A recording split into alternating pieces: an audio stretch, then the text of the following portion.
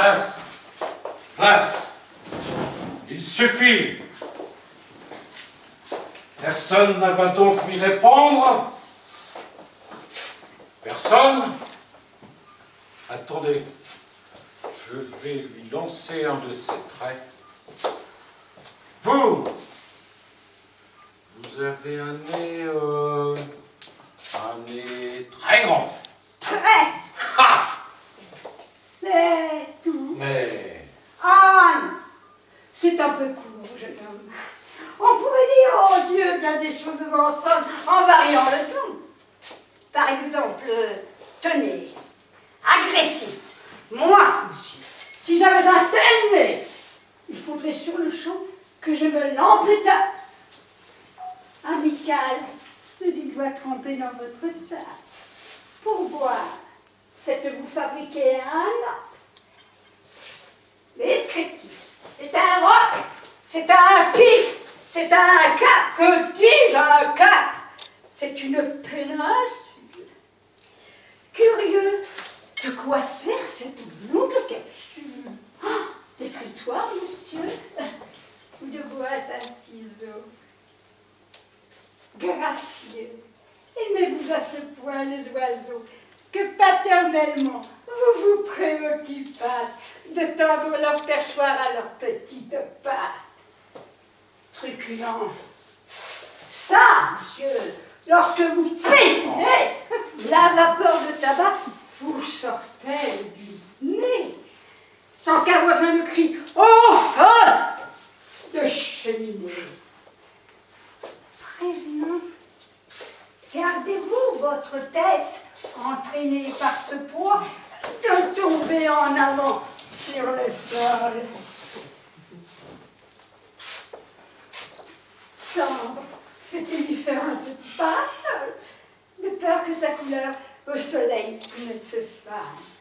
Pénon, l'animal seul, monsieur qu'Aristophane appelle Hippocampe, éléphanto, camélos, dut avoir sous le front tant de fer sur tant d'os. Cavalier, quoi? L'ami? Ce croc est à la mode. Pour pendre son chapeau, c'est vraiment très court.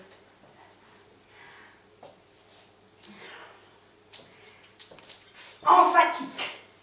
Aucun vent ne peut, n'est magistral, t'enrhumer tout entier, si ce n'est le Mistral.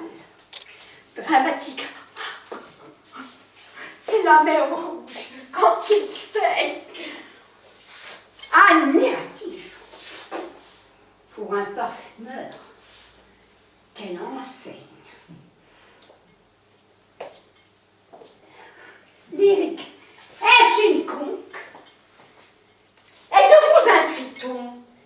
Naïf, seulement l'humain. Quand la visite-t-on? Respectueux. Souffrez, monsieur, qu'on vous salue.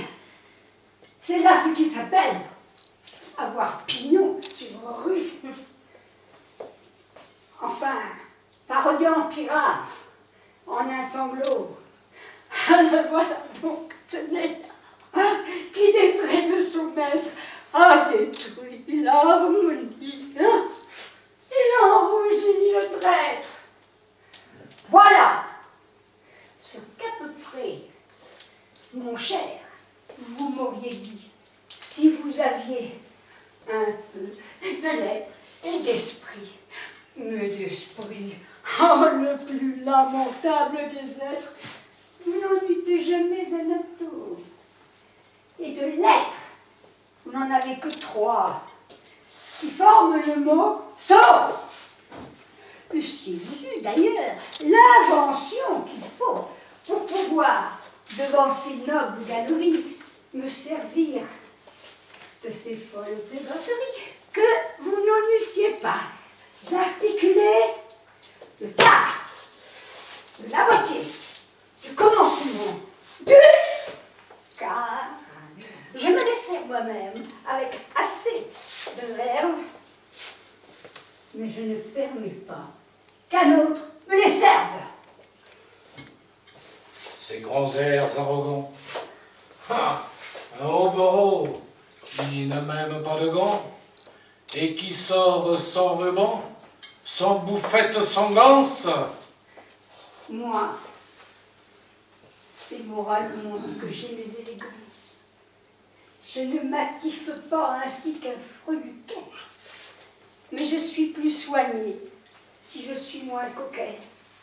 Je ne sortirai pas avec, par négligence, un affront pas très bien lavé.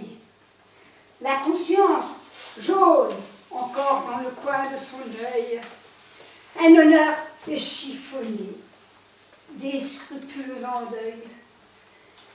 Mais je marche sur moi, sans rien qui ne reluise, empanaché d'indépendance et de franchise.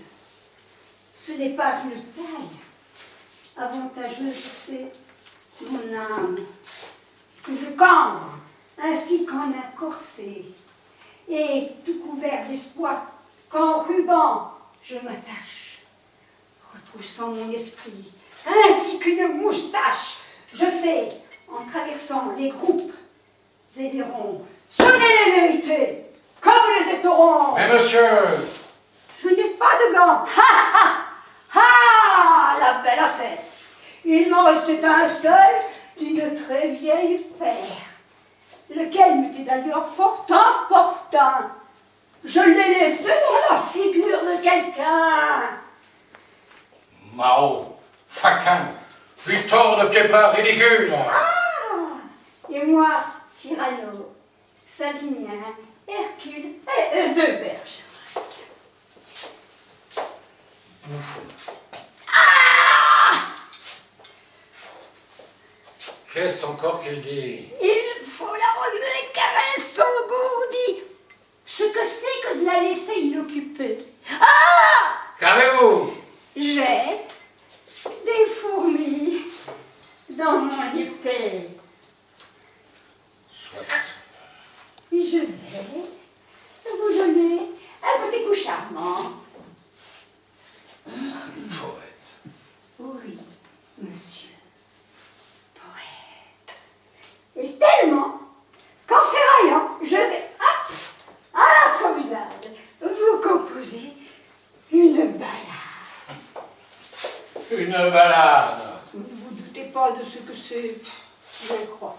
Mais Une balade donc se compose de 3 couplets, de l'hiver oh, et d'un envoi de 4.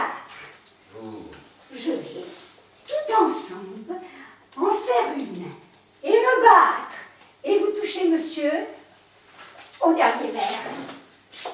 non, Non.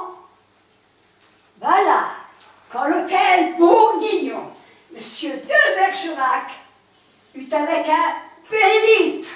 qu'est-ce encore que cela, s'il vous plaît? C'est le titre. Place! Très amusant.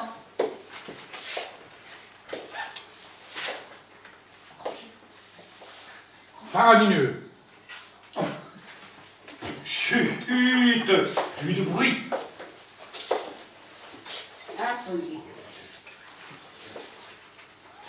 Je choisis mes rimes. Là, et j'y suis. Je jette avec grâce mon feu. Je fais lentement l'abandon du grand manteau. Je fais lentement de merde.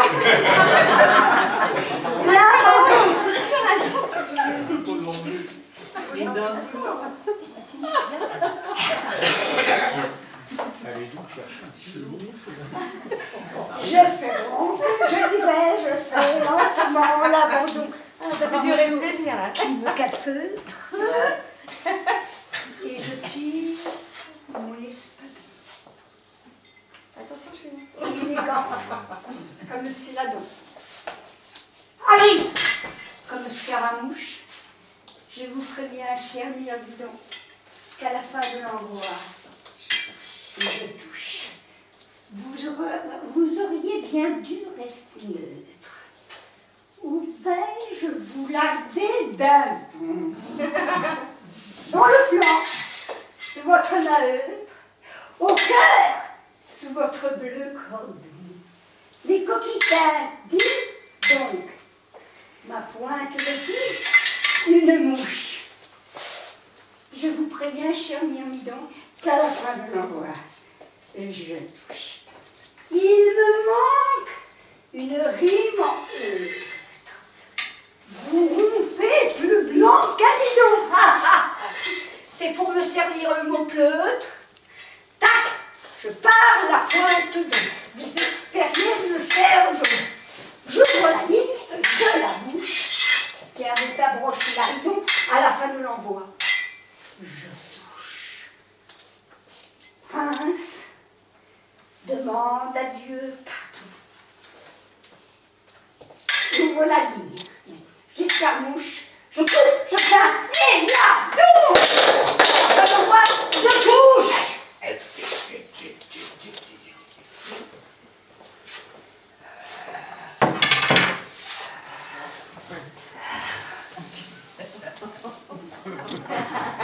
Joli.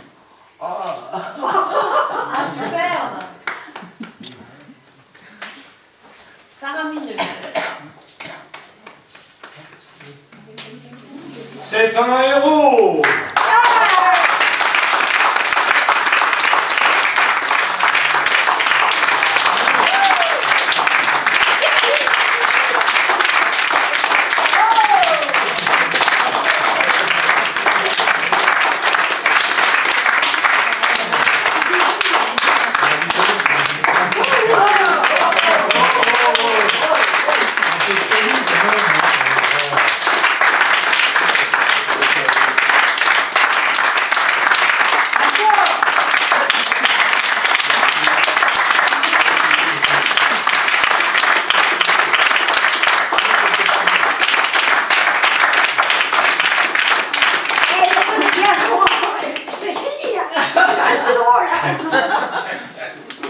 Déjà, merci à toutes et à tous d'être présents.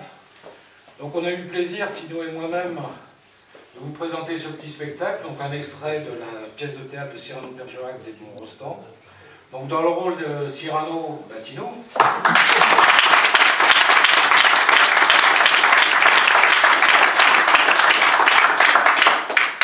Avec mon éternel complice, dans le conte de Valbert, le falot. Et non pas le falot. Mon éternel complice. Donc, c'était une mise en scène de Tino. C'est pas Roger Hart pour les décors ni pour la couture, mais pour les costumes, c'est Linda et Tino qui les ont conçus, travaillés, remachinés. Donc, merci à eux.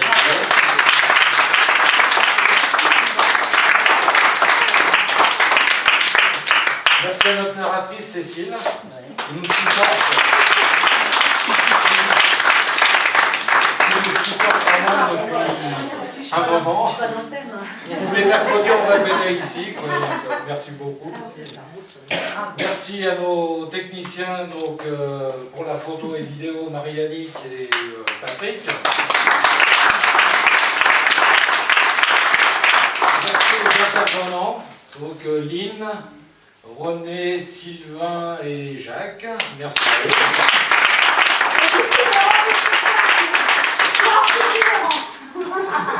Et enfin, merci à la commune de nous prêter les décors.